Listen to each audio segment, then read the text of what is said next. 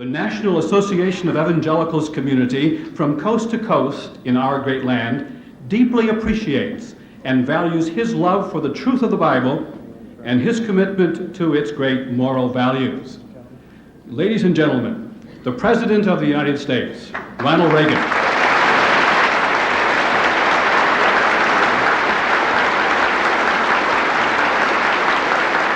Thank you.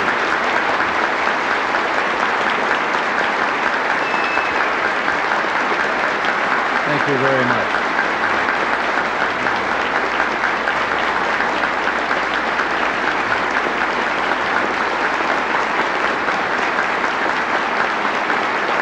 Thank you very much.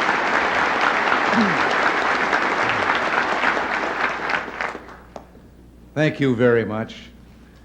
And Reverend clergy all, Senator Hawkins, distinguished members of the Florida Congressional Delegation, and all of you, I can't tell you how you have warmed my heart with your welcome. I'm delighted to be here today. Those of you in the National Association of Evangelicals are known for your spiritual and humanitarian work, and I would be especially remiss if I didn't discharge right now one personal debt of gratitude. Thank you for your prayers. Nancy and I have felt their presence many times in many ways, and believe me, for us they've made all the difference. The other day in the East Room of the White House at a meeting there, someone asked me whether I was aware of all the people out there who were praying for the president. And I had to say, yes, I am. I've felt it. I believe in intercessionary prayer. But I couldn't help but say to that questioner after he'd asked the question that, or at least say to them that if sometimes when he was praying he got a busy signal, it was just me in there ahead of him.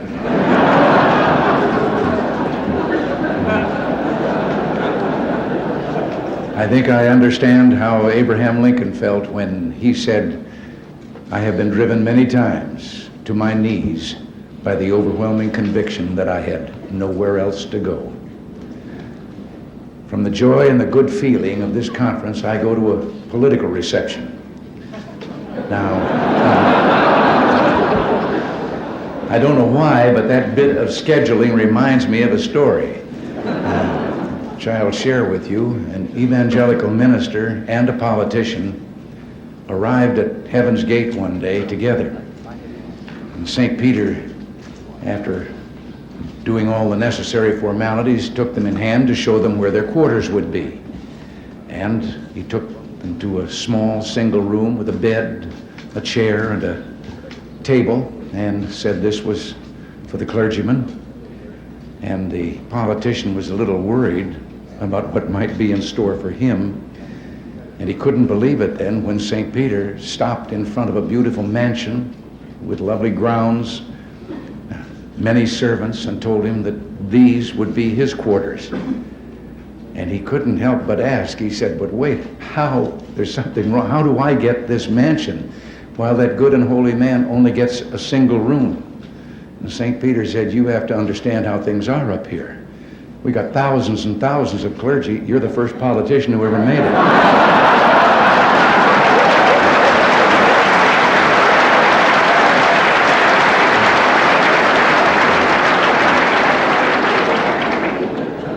But I don't want to contribute to a stereotype. So I tell you, there are a great many God-fearing, dedicated, noble men and women in public life, present company included.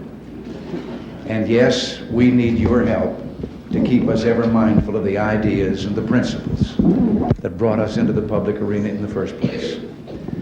The basis of those ideals and principles is a commitment to freedom, personal liberty, that itself is grounded in the much deeper realization that freedom prospers only where the blessings of God are avidly sought and humbly accepted. The American experiment in democracy rests on this insight. Its discovery was the great triumph of our founding fathers, voiced by William Penn, when he said, "If we will not be governed by God, we must be governed by tyrants." Explaining the inalienable rights of men, Jefferson said, "The God who gave us life gave us liberty at the same time." And it was George Washington who said that of all the dispositions and habits which lead to political prosperity, religion and morality are indispensable supports. And finally, that shrewdest of all observers of American democracy, Alexis de Tocqueville, put it eloquently after he had gone on a search for the secret of America's greatness and genius. And he said, "Not until I went into the churches of America and heard her pulpits aflame with righteousness did I understand the greatness and the genius of America. America is good. And if America ever ceases to be good, America will cease to be great." Well, I'm pleased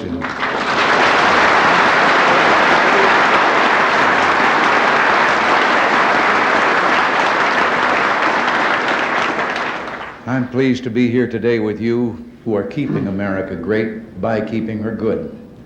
Only through your work and prayers, and those of millions of others, can we hope to survive this perilous century and keep alive this experiment in liberty, this last best hope of man.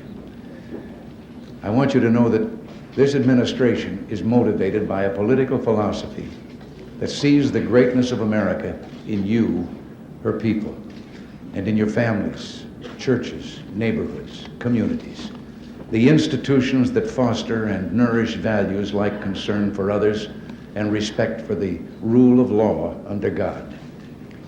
Now, I don't have to tell you that this puts us in opposition to, or at least out of step with, a prevailing attitude of many who have turned to a modern-day secularism, discarding the tried and time-tested values upon which our very civilization is based.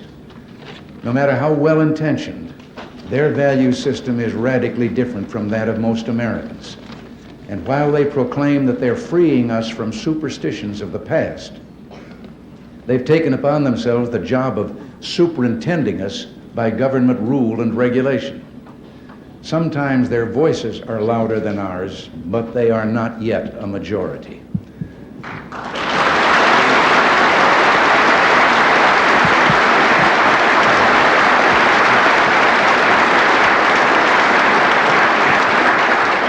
An example of that vocal superiority is evident in the controversy now going on in Washington.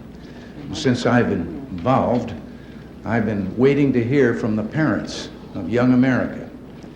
How far are they willing to go in giving to government their prerogatives as parents? Let me state the case as briefly and simply as I can.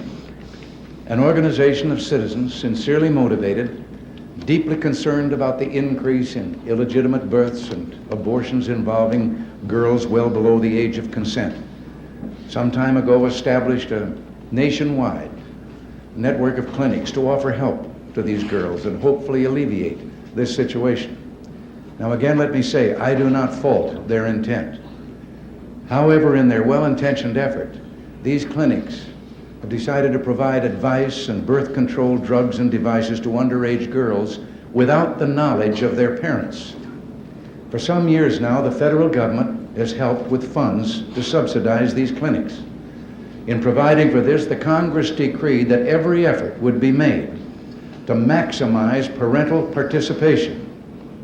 Nevertheless, the drugs and devices are prescribed without getting parental consent or giving notification after they've done so. Girls termed sexually active, and that has replaced the word promiscuous, are given this help in order to prevent illegitimate birth or abortion. Well, we have ordered clinics receiving federal funds to notify the parents such help has been given. One of the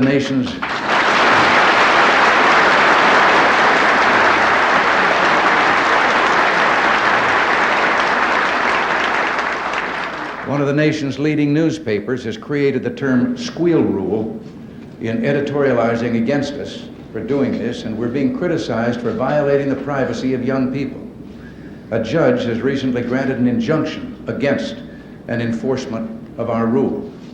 I've watched TV TV panel shows discuss this issue, seen columnists pontificating on our error, but no one seems to mention morality as playing a part in the subject of sex.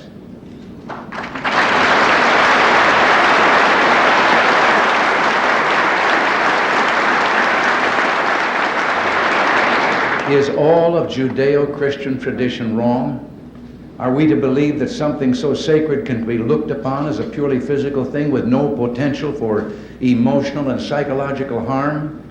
And isn't it the parents' right to give counsel and advice to keep their children from making mistakes that may affect their entire lives?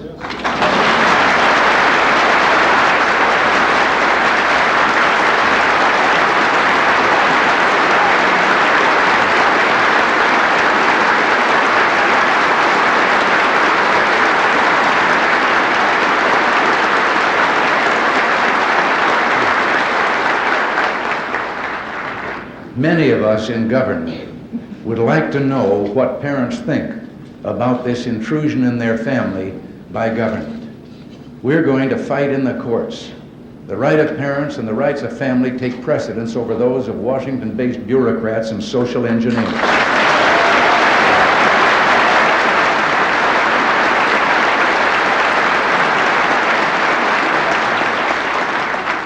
But the fight against parental notification is really only one example of many attempts to water down traditional values and even abrogate the original terms of American democracy.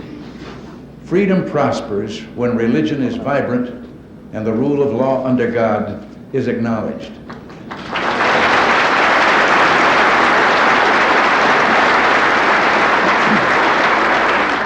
When our founding fathers passed the First Amendment, they sought to protect churches from government interference.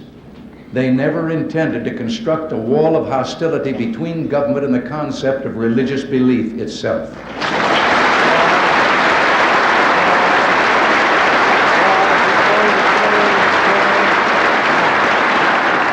The evidence of this permeates our history and our government. The Declaration of Independence mentions the Supreme Being no less than 4 times. In God We Trust is engraved on our coinage. The Supreme Court opens its proceedings with a religious invocation, and the members of Congress open their sessions with a prayer. I just happen to believe the school children of the United States are entitled to the same privileges as Supreme Court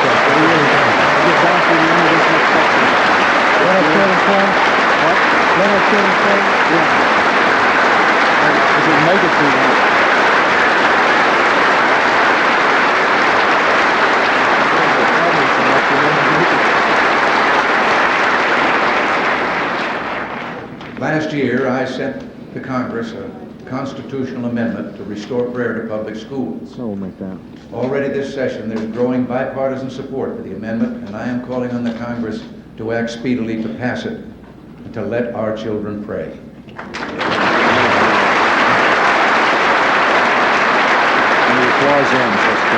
Perhaps some of you being held during the students' own time. The First Amendment never intended to require government to discriminate against religious speech.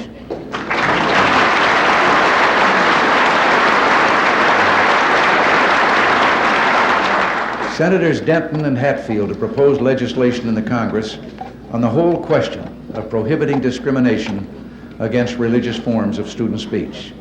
Such legislation could go far to restore freedom of religious speech for public school students. And I hope the Congress considers these bills quickly, and with your help, I think it's possible we could also get the constitutional amendment through the Congress this year.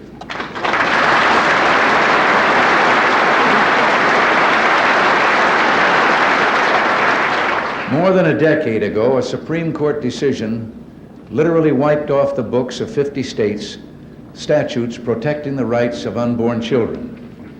Abortion on demand now takes the lives of up to 1.5 million unborn children a year. Human life legislation ending this tragedy will someday pass the Congress, and you and I must never rest until it does.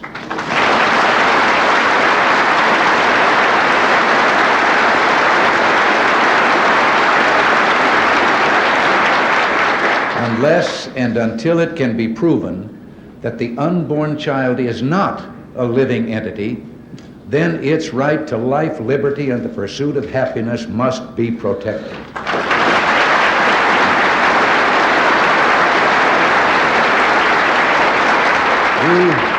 You may remember that when abortion on demand began, many, and indeed I'm sure many of you, warned that the practice would lead to a decline in respect for human life, that the philosophical premises used to justify abortion on demand would ultimately be used to justify other attacks on the sacredness of human life, infanticide or mercy killing.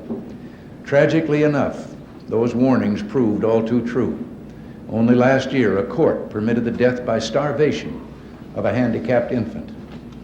I have directed the Health and Human Services Department to make clear to every health care facility in the United States that the Rehabilitation Act of 1973 protects all handicapped persons against discrimination based on handicaps, including infants.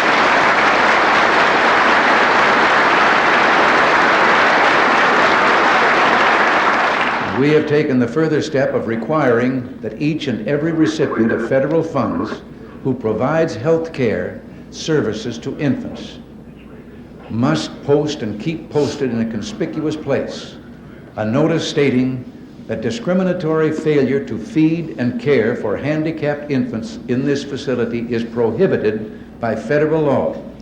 It also lists a 24-hour toll-free number so that nurses and others may report violations in time to save the infant's life.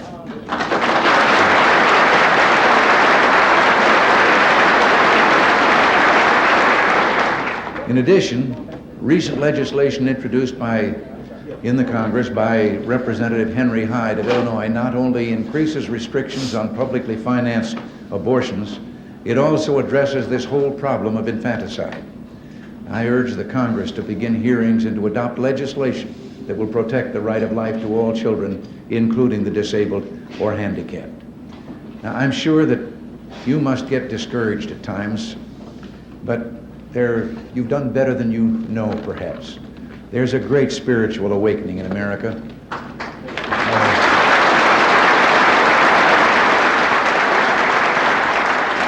A renewal of the traditional values that have been the bedrock of America's goodness and greatness. One recent survey by a Washington-based research council concluded that Americans were far more religious than the people of other nations.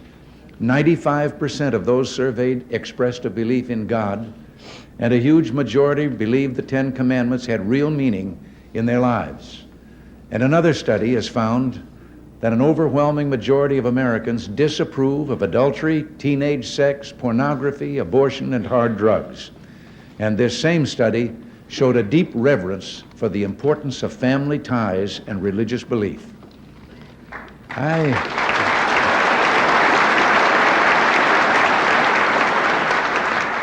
I think the items that we've discussed here today must be a key part of the nation's political agenda. For the first time, the Congress is openly and seriously debating and dealing with the prayer and abortion issues, and that's enormous progress right there.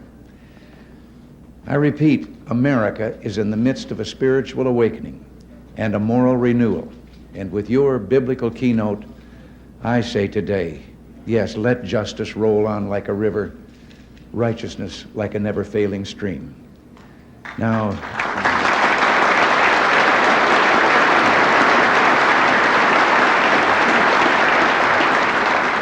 obviously, much of this new political and social consensus I've talked about is based on a positive view of American history, one that takes pride in our country's accomplishments and record.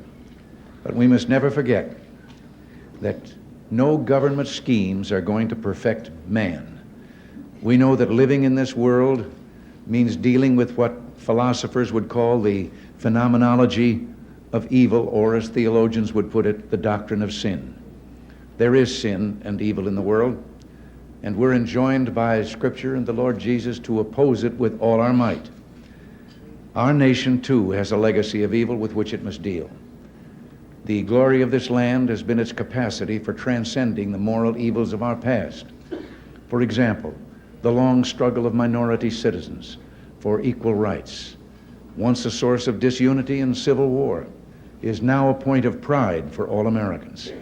We must never go back. There is no room for racism, anti-Semitism, or other forms of ethnic and racial hatred in this country.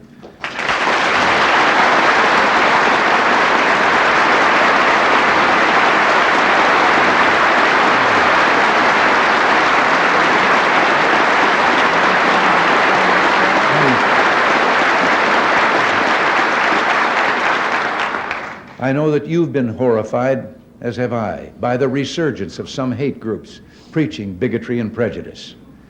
Use the mighty voice of your pulpits and the powerful standing of your churches to denounce and isolate these hate groups in our midst.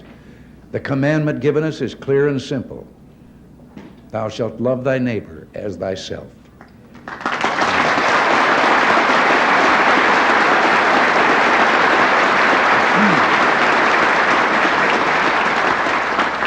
But whatever sad episodes exist in our past, any objective observer must hold a positive view of American history, a history that has been the story of hopes fulfilled and dreams made into reality. Especially in this century, America has kept alight the torch of freedom, but not just for ourselves, but for millions of others around the world. And this brings me to my final point today. During my first press conference as president, in answer to a direct question, I pointed out that as good Marxist-Leninists, the Soviet leaders have openly and publicly declared that the only morality they recognize is that which will further their cause, which is world revolution.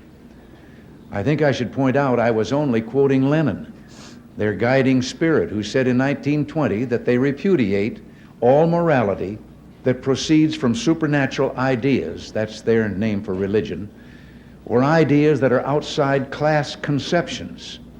Morality is entirely subordinate to the interests of class war, and everything is moral that is necessary for the annihilation of the old exploiting social order and for uniting the proletariat.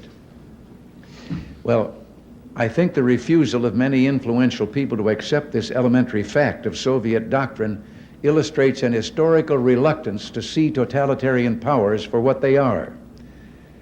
We saw this phenomenon in the 1930s. We see it too often today. This doesn't mean we should isolate ourselves and refuse to seek an understanding with them. I intend to do everything I can to persuade them of our peaceful intent, to remind them that it was the West that refused to use its nuclear monopoly in the 40s and 50s for territorial gain, and which now proposes 50% cut in strategic ballistic missiles and the elimination of an entire class of land-based intermediate range nuclear missiles.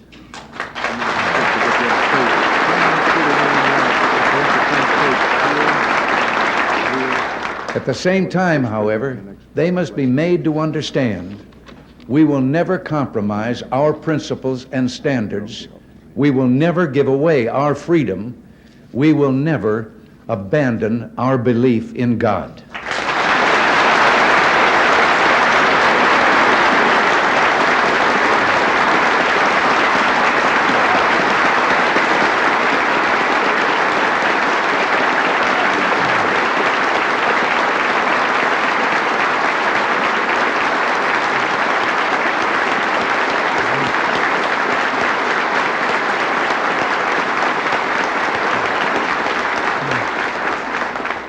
We will never stop searching for a genuine peace, but we can assure none of these things America stands for through the so-called nuclear freeze solutions proposed by some.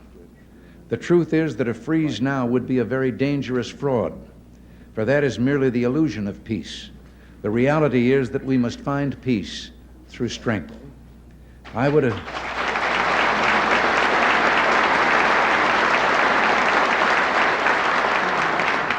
I would agree to a freeze if only we could freeze the Soviets' global desires.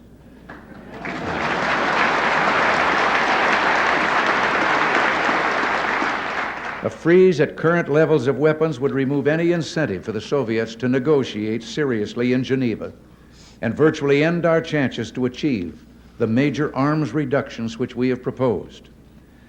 Instead, they would achieve their objectives through the freeze. A freeze would reward the Soviet Union for its enormous and unparalleled military buildup. It would prevent the essential and long overdue modernization of United States and Allied defenses and would leave our aging forces increasingly vulnerable. And an honest freeze would require extensive prior negotiations on the systems and numbers to be limited and on the measures to ensure effective verification and compliance. And the kind of a freeze that has been suggested would be virtually impossible to verify. Such a major effort would divert us completely from our current negotiations on achieving substantial reductions.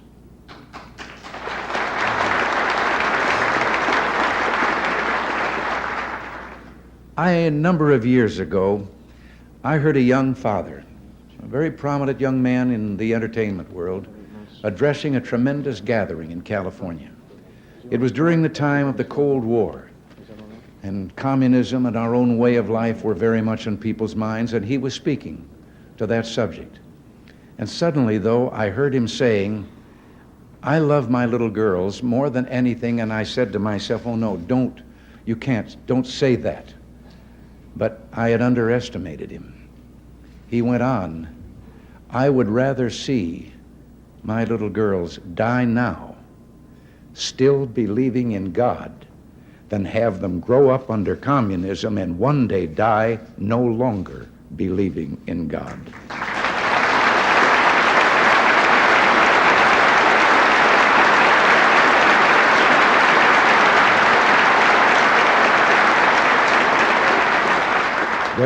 There were thousands of young people in that audience. They came to their feet with shouts of joy. They had instantly recognized the profound truth in what he had said with regard to the physical and the soul and what was truly important. Yes, let us pray for the salvation of all of those who live in that totalitarian darkness. Pray they will discover the joy of knowing God. But until they do, let us be aware that while they preach the supremacy of the state, declare its omnipotence over individual man, and predict its eventual domination of all peoples on the earth, they are the focus of evil in the modern world.